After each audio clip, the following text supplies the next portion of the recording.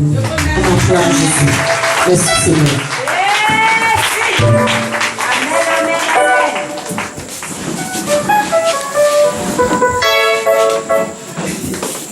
Alléluia.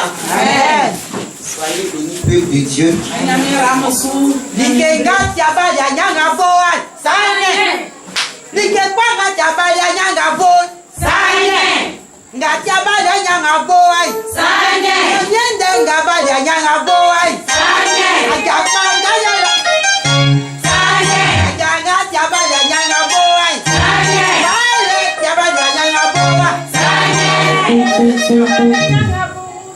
Amen. Alléluia. Amen. Que Dieu bénisse ces braves femmes. Nous voulons lui dire merci pour la grâce qu'il nous a accordée depuis que nous sommes arrivés ici à Fico. Pour le travail abattu dans nos vies. Amen.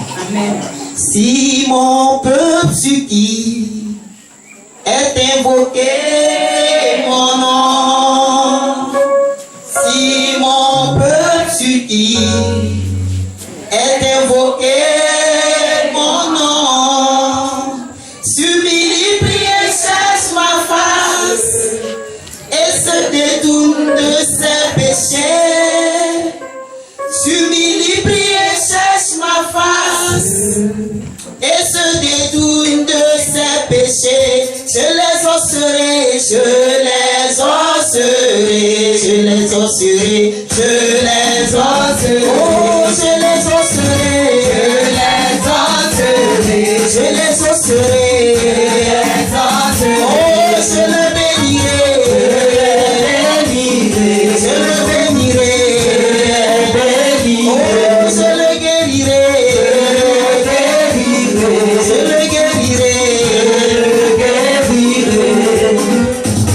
Si mon peuple sur qui est invoqué mon nom, si mon peuple sur qui est invoqué mon nom, s'humilie, prie et cherche ma face et se détourne de ses péchés. S'humilie, prie et cherche ma face et se détourne de ses péchés. Je les osserai, je les osserai, je les osserai, je les osserai, oh, je les osserai, je les osserai, oh, je le guérirai, je le guérirai, oh, je le bénirai. Je le bénirai, je les osserai, je les osserai, oh, je le guérirai, je le guérirai.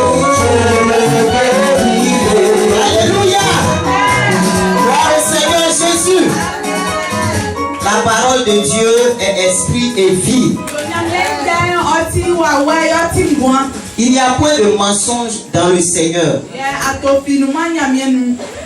Le Seigneur a voulu que nous les femmes, nous puissions nous réunir autour de ce thème. Si mon peuple sur qui est invoqué mon nom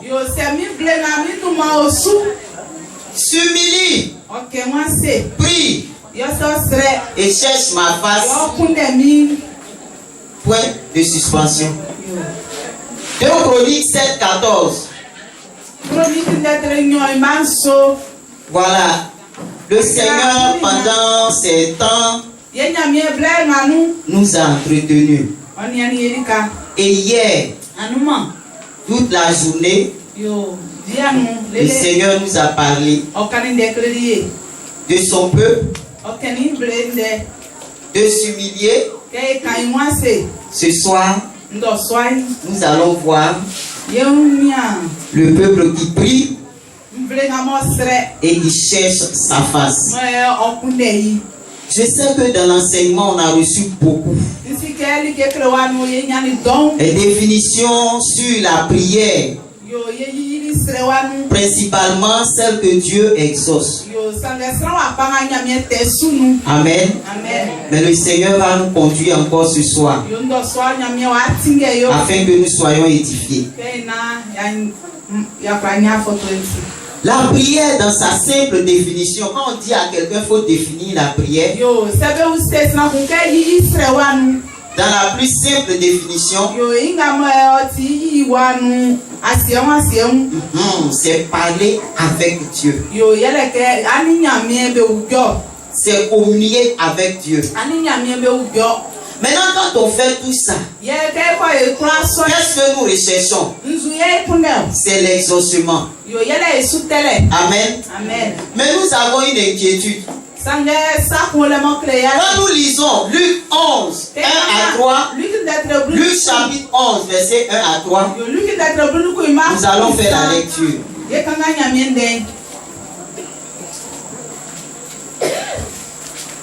Luc chapitre 11, verset 1 à 3. Jésus priait un jour en un certain lieu. Lorsqu'il lui achevait, un de ses disciples lui dit: Seigneur, enseigne-nous à prier. Merci, tu peux t'arrêter là.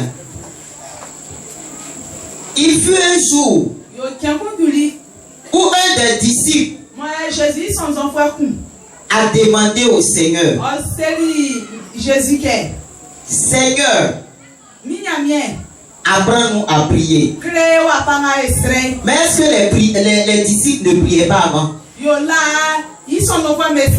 Les disciples priaient. Mais quand ils demandent au Seigneur Jésus, apprends-nous à prier, cela sous-entend que il y a des prières qui ne sont pas exaucées. Amen. Il y a des prières qui ne sont pas exaucées.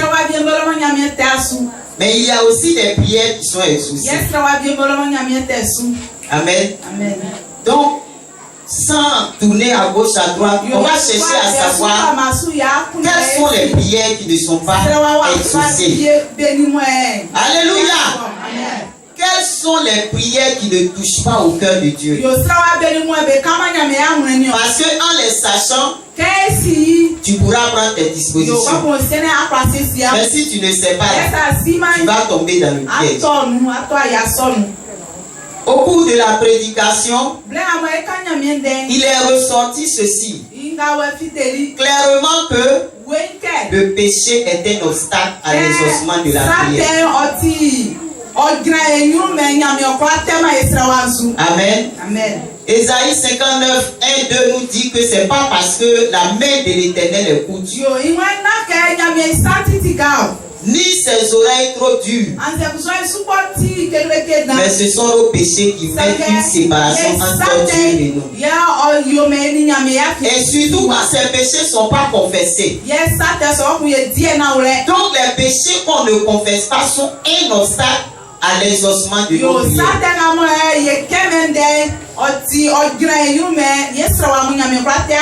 Pareil dans le livre d'Ésaïe 1, 15 à 17.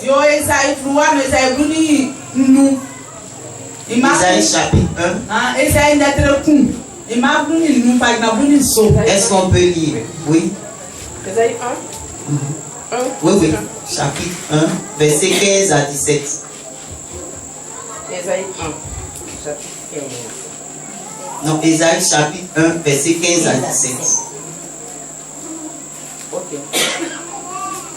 Quand vous étendez votre main, quand vous étendez vos mains, je détourne de vous mes yeux. Je détourne de vous mes yeux. Quand vous multipliez les prières, je n'écoute pas. Je n'écoute pas. Vos mains sont pleines de sang. Amen. Nos mains sont pleines de sang. Amen. Continue. Lavez-vous. Purifiez-vous. Ôtez de devant mes yeux la méchanceté de vos actions. Cessez de faire le mal. Amen. Apprenez à faire le bien. Recherchez la justice. Alléluia. Protégez l'opprimé. Faites droit à l'orphelin. Amen. Défendez la veuve. Amen. Venez et... Alors. Ok. Venez et plaidons, dit l'Éternel. Si vos péchés sont comme la cramoisie, ils deviendront blancs comme la neige. Amen. S'ils sont rouges comme la pourpre, ils deviendront comme la laine. Il est clair, merci. Ici, que quand tu demeures dans le péché, dans la méchanceté, dans l'injustice,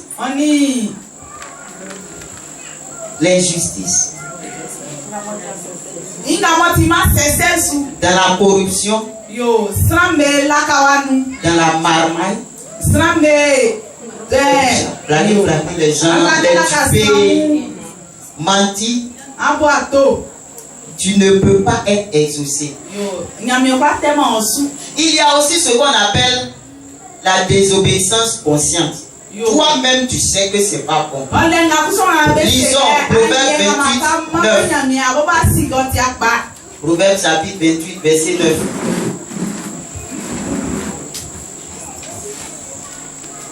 Proverbes 28, 9. Si quelqu'un détourne l'œil pour ne pas écouter la loi. Reprends. Si quelqu'un détourne l'œil pour l'oreille. Si quelqu'un détourne l'oreille pour ne pas écouter la loi, sa prière même est une abomination. Vous comprenez? Pendant que la prédication passe, toi tu refuses d'écouter. C'est la désobéissance consciente. Toi-même tu sais que ne pas écouter, c'est pas bon. À l'église, pendant que la prédication passe, tu dors. Il y en a qui trouvent leur moment de sieste pendant la prédication. Sous prétexte qu'ils ne comprennent pas. Bon, tu pries tu pries pourquoi? Amen. Amen. Et puis dans un sursaut là, ils ont dit quelque chose. Seigneur, quoi que tu enseigné. Tu n'as pas écouté la parole de Dieu. Et puis tu veux prier. Dieu va pas t'exaucer. Amen. On peut continuer. Il y a aussi le manque de foi. Jacques 1, 5 et 7. Je crois qu'on dit que là-bas, si tu doutes, faut pas demander quelque chose à Dieu. Mais pendant que tu penses à obtenir quelque chose de Dieu, tu penses à la féticheuse qui est dans le coin du village. Il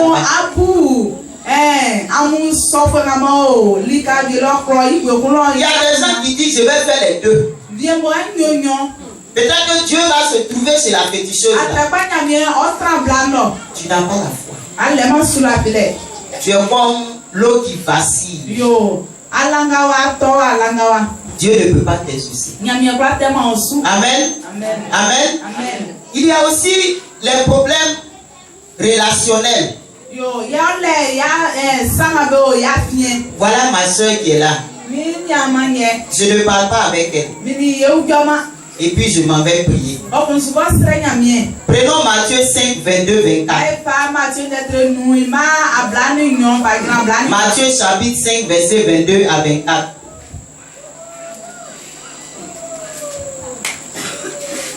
Matthieu chapitre 5, verset 22 à 24. Matthieu 5, verset 22 à 24. Même moi je vous dis. Que quiconque se met en colère contre son frère, mérite d'être puni par les juges. Que celui qui dira à son frère, Raka, mérite d'être puni par le Sanhédrin. Et que celui qui lui dira, insensé, mérite d'être puni par le feu de la gêne. Donc, et si donc tu présentes ton offrande à l'autel. Et si donc, tu envoies ton offrande, tu es en train de partir faire quelle affaire, tu es en train d'aller mettre l'offrande à l'autel et que tu Et que là, tu te souviens que ton frère a quelque chose comme toi. Je me souviens que maman Zacharie a quelque chose contre moi. On dit même pas que moi j'ai raison, hein, mais je me souviens qu'elle me reproche quelque chose. Laisse-la ton offrande devant l'autel. Faut pas mettre dans le corbeille de quelle est là. Faut laisser ça. Et va d'abord te réconcilier avec ton frère. Va te réconcilier avec maman Zacharie.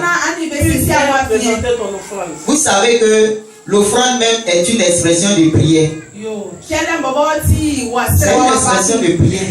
De reconnaissance. C'est une prière de reconnaissance à Dieu. Amen. Amen. Ok. Prenons aussi Romains 12, 18. Il a dit que autant que cela dépend de toi, amen, sois en paix avec tout le monde. Nous sommes en train de parler des relations non restaurées, c'est-à-dire tu n'as pas arrangé ça. Amen. Amen. Ce soir, nous avons reçu un merveilleux témoignage d'une maman.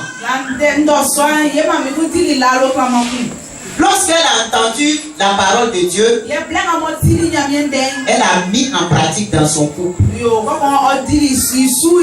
a restauré, c'est-à-dire elle a fait de telle sorte que tout aille bien dans son couple. Certainement, venant ici, femme, tu étais en froid avec ton mari. Tu étais en froid avec lui. Mais tu es venu, tu as entendu la parole. On t'a dit que l'homme est ton autorité. Il est ton chef. Mais depuis longtemps, toi, tu as cru que c'était toi qui étais chef. Dès que tu arrives à la maison, chef, je te donne ton autorité. Longtemps, je t'ai imprimé. Je t'ai maltraité. Je te demande pardon. Vous croyez que si demain vous lui dites que vous venez ici là, pardon, il va refuser? Quand tu es quitté ici, tu arrives là-bas, ton visage est plus que citron. Prochainement, la main ne va même pas te donner transport pour que tu viennes. Il faut restaurer les relations. Que ce soit entre toi et tes enfants. Maman pasteur, que ce soit entre toi et les fidèles de l'église. Quand tu vas quitter ici, celle que tu as chassée, je m'en fous si tu vas de l'église. Moi j'ai quel problème? Comme une mère, ma fille, dès qu'elle vient, quand tu as un peu honte, moi je n'ai pas honte. Ma fille a tout. C'est maman pasteur qui me fait à tout aujourd'hui là. La gloire revient à Dieu. Et maintenant tu vas lui dire allons à Fibro. Elle va dire je vais te suivre. Amen. Amen. Que les relations non restaurées soient restaurées au nom de Jésus. Il y a des prières non conformes à la volonté de Dieu. Jacques 4, 3 à 4. Jacques chapitre 4, verset 3 à 4.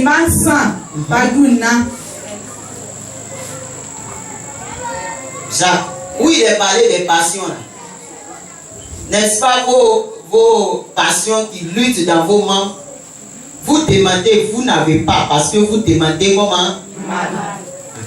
Donc si tu demandes mal, tu ne vas pas être exaucé. Aïe, tu ne peux pas dire Seigneur. Il faut que l'homme là il meure pour que j'épouse sa femme. Ah oui. Une fois quelqu'un me disait, vraiment, maman, ça t'es gentil, si papa pouvait mourir. Là, vous étonnez. Tu es dans l'église et puis tu veux que quelqu'un meure pour que tu prennes son bébé. Mais Dieu ne peut pas t'exaucer. Vous n'avez pas vu, depuis on a prié pour tuer le président, il n'est pas encore mort.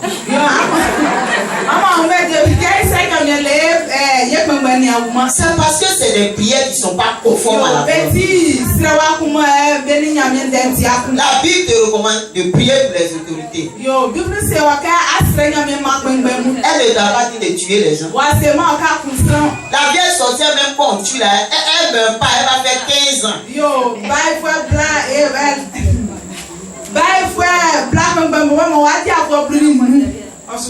Parce que ta prière n'est pas conforme au dessein de Dieu.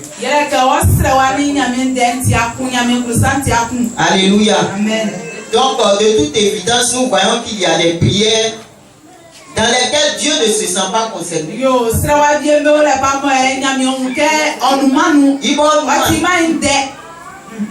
Que ton travail tu es en train de faire là, moi je ne suis pas dedans. À l'étude biblique, on a dit que Anne là, elle n'a pas dit Pélina. Eh Seigneur, donne-moi des enfants pour que Pélina voit que moi aussi j'ai des entrailles. Ça n'a pas de sens. Si elle avait prié comme ça, Dieu ne l'aurait pas exaucé. Seigneur, tu vois, tout le monde est bien habillé. Elle rencontre des femmes là. Il faut que j'ai un habit spécial.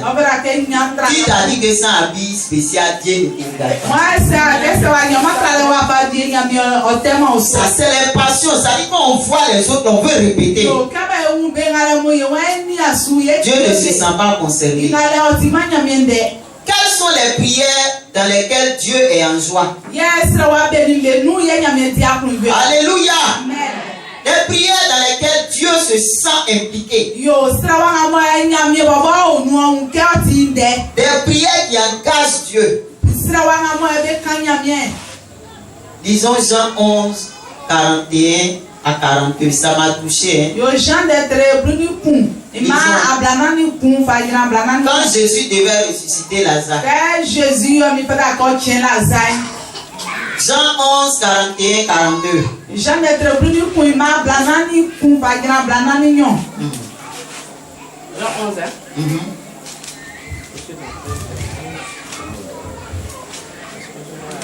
Jean chapitre 11 et 41 à 42.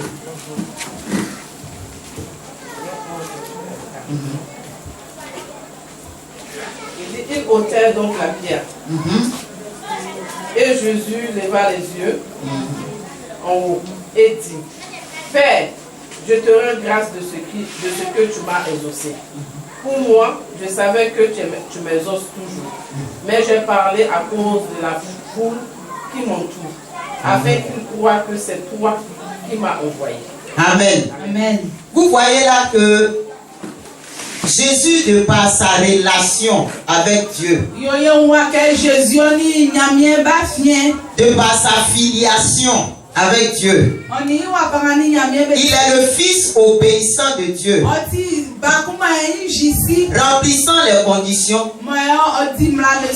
Dieu ne peut que exaucer sa prière. Alléluia. Amen. Hier on vous a détaillé si le peuple là c'est qui. C'est un peuple que Dieu connaît et puis lui aussi connaît son Dieu.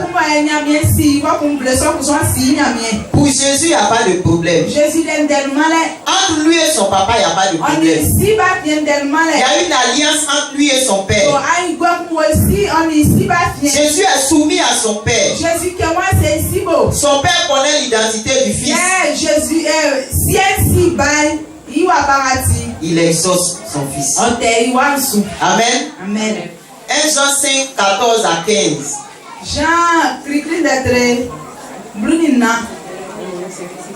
Jean 5, 14 à 15.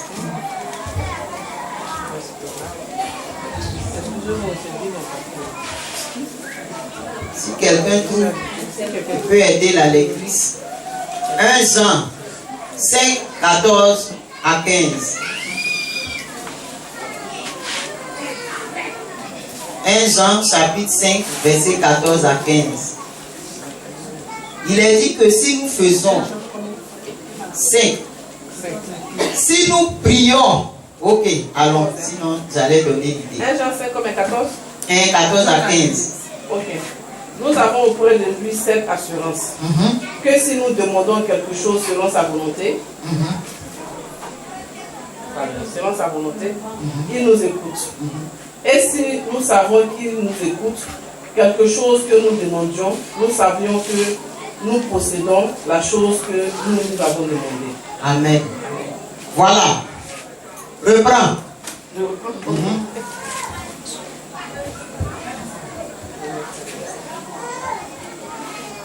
Nous avons auprès de lui cette assurance. Nous avons auprès de lui cette assurance.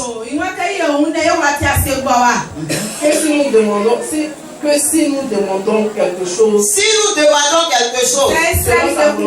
selon sa volonté, quand tu demandes quelque chose selon la volonté de Dieu, il nous écoute. Il nous écoute. Et si nous savons qu'il nous écoute, quelque chose que nous demandions, nous savons que nous possédons la chose. Amen. Donc si tu veux que Dieu t'exauce, il faut demander quelque chose selon sa volonté. Les hommes de Dieu nous ont enseigné ici. Connaître ton héritage. Sur la base de ton héritage, tu dis des prières au Seigneur, il va t'exaucer. Nous avons l'histoire de Salomon dans le livre de 1 roi 3, 4 à 10. Salomon avait fait beaucoup de sacrifices à l'Éternel. Amen. Amen. Et la nuit, il va dormir et puis Dieu lui demande, demande-moi tout ce que tu veux. Salomon était roi. Amen. Amen. Dieu va lui dire, demande-moi tout ce que tu veux. Salomon a demandé la sagesse à Dieu. Amen. Mais la partie qui m'a plu, la Bible dit que cela plut à l'Éternel. Amen. Donc quand tu demandes quelque chose dans ton héritage qui plaît à Dieu, il va exaucer. Amen. Amen. Tu es une servante de Dieu. Tu prêches la parole. Tu es évangéliste. Tu veux que l'évangile aille encore au fond, ça dépasse la maison qui est là. Seigneur, j'ai besoin d'un mégaphone. C'est un appareil dans lequel on parle et puis voilà, ça va loin. Tu ne demandes pas le mégaphone pour ta gloire. Mais en ta qualité d'évangéliste, cela t'est utile pour faire progresser l'œuvre de Dieu. Bien-aimé, il fut un moment où j'ai demandé au Seigneur, tu m'as appelé, moi-même je prêche, j'entends, mais j'ai besoin des gens sous lesquels tu vas me mettre. Le Seigneur a ouvert la voie de l'amour de la vérité. Et je me sens à l'aise. Ma prière a été exaucée. J'ai dit au Seigneur, je veux être disciple. Parce que à quoi ça sert de prêcher, et puis toi-même, Christ n'est pas là.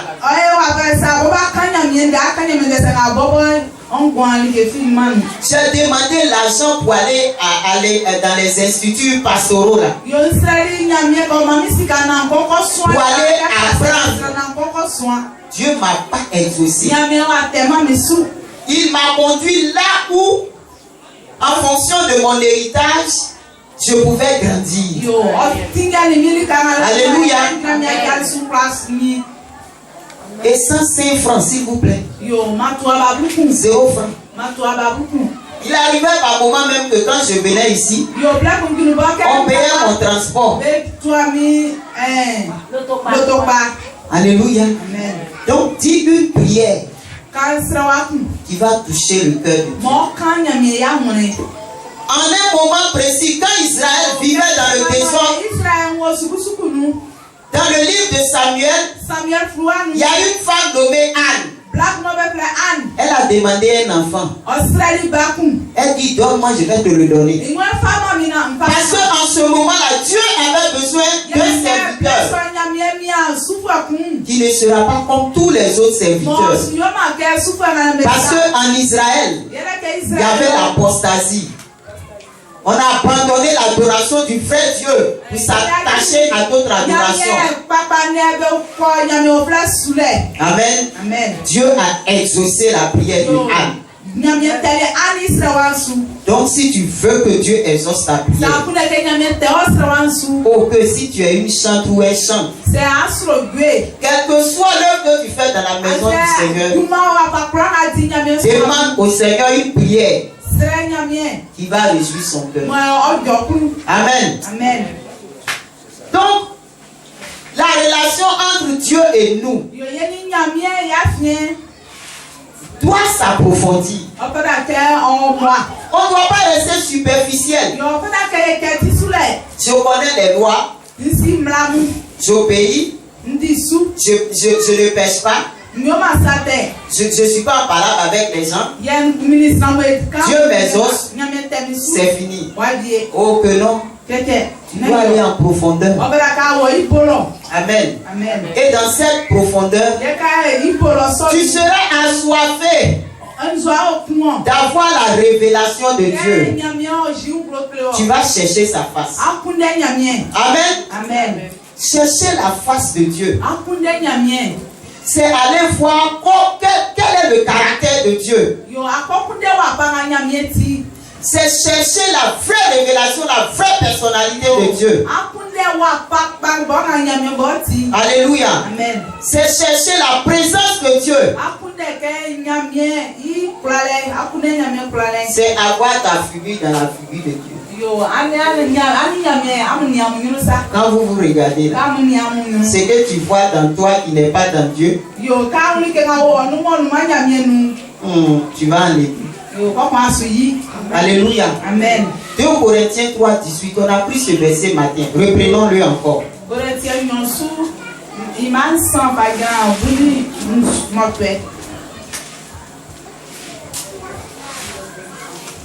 Et ce passage nous dit que quand on plonge le regard dans la parole de Dieu, nous découvrons l'image de Dieu, de Christ. Et nous nous conformons petit à petit à cette image jusqu'à ce que Christ soit bâti.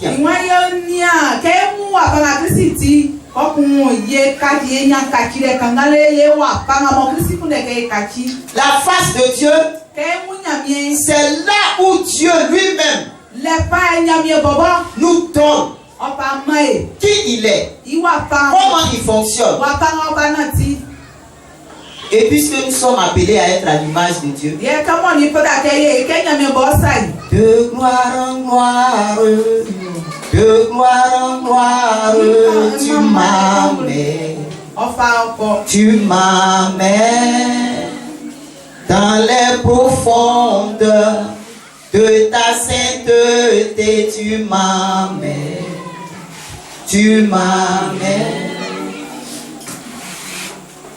C'est fort.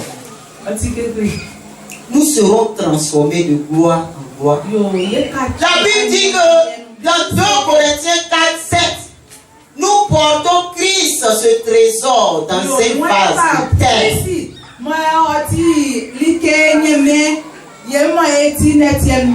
Nous devons porter Christ.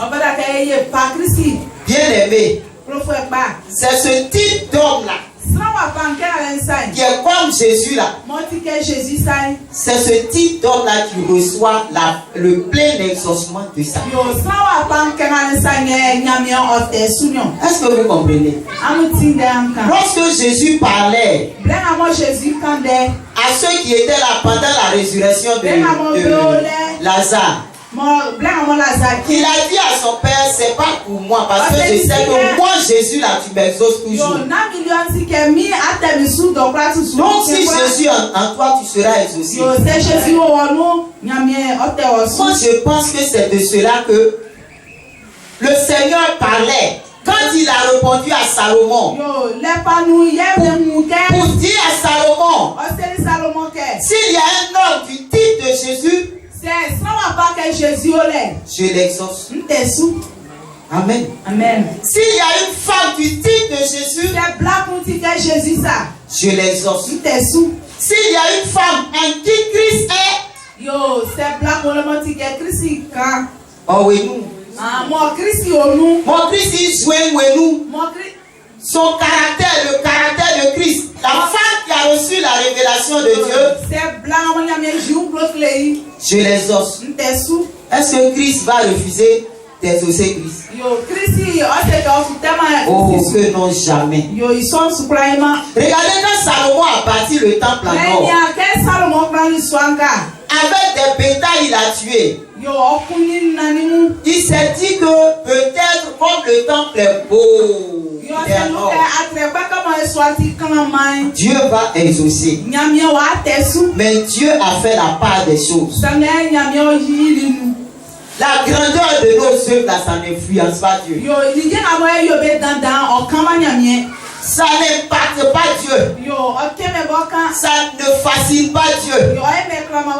Alléluia. Amen. Nos œuvres ne peuvent pas amener Dieu à nous exaucer quand bien même nous ne sommes pas dans sa volonté.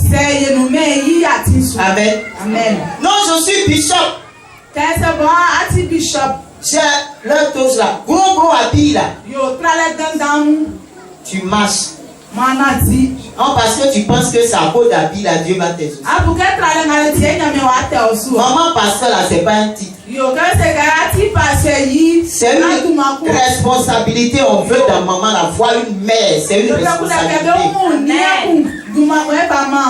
Ça n'effraie même pas le Seigneur. Les titres qu'on se donne là.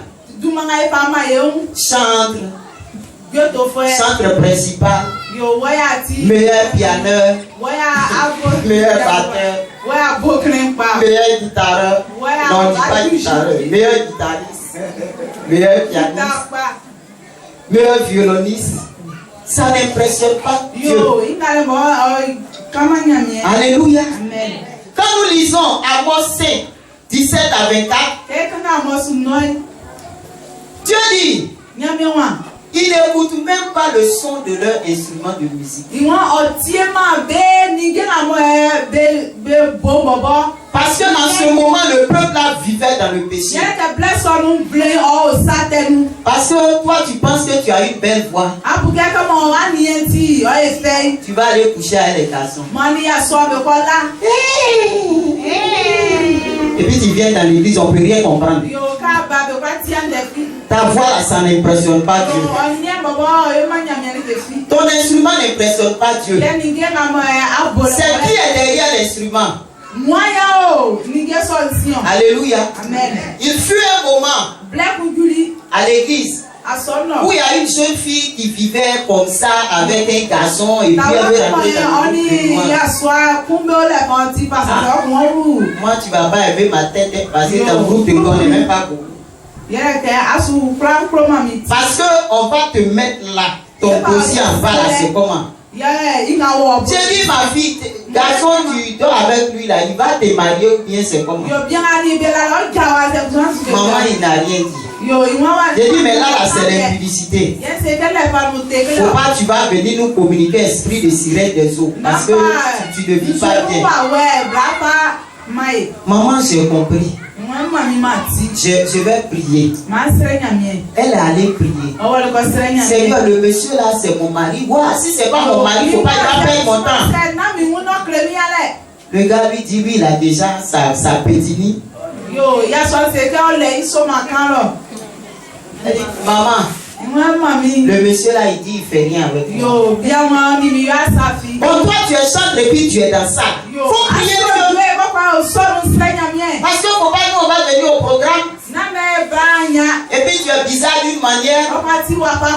Et puis c'est une porte d'ouverture. Mais à l'heure où je vous parlais, les mariés à un apôtre. Amen. C'est pas ce que nous faisons qui impressionne. Même c'est pas le fait même que je prêche ici et puis on m'apprécie qui impressionne Dieu. Mais c'est quelle vie. C'est quelle vie même. Alléluia. Amen. Pour que nos prières soient exaucées, il faut que nous soyons des types de Christ. C'est ce que Dieu a dit à Salomon. Vous savez que Dieu lui voit loin au Seigneur. Si mon peuple, celui qui est invoqué, si Dieu te connaît, s'humilie.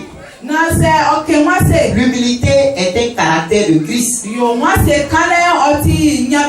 Tu pries parce que tu es en relation avec lui. Tu sais quel type de prière lui adresser en fonction de ton héritage. L'héritage de Salomon, lui, il devait être roi. Il était roi. Mais l'héritage n'impressionnait pas Dieu. C'est ce que Salomon devait être et le peuple être là. C'est ce qui est impressionnant. C'est pourquoi il invite le peuple à chercher sa face.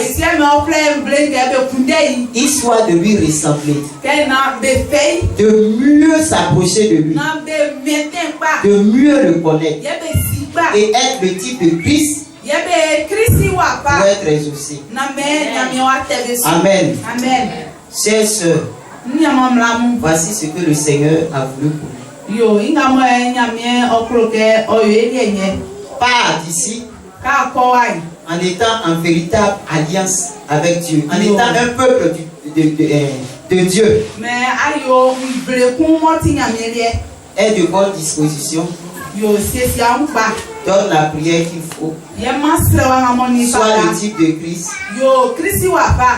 Et ta famille va gagner. Ton église va gagner.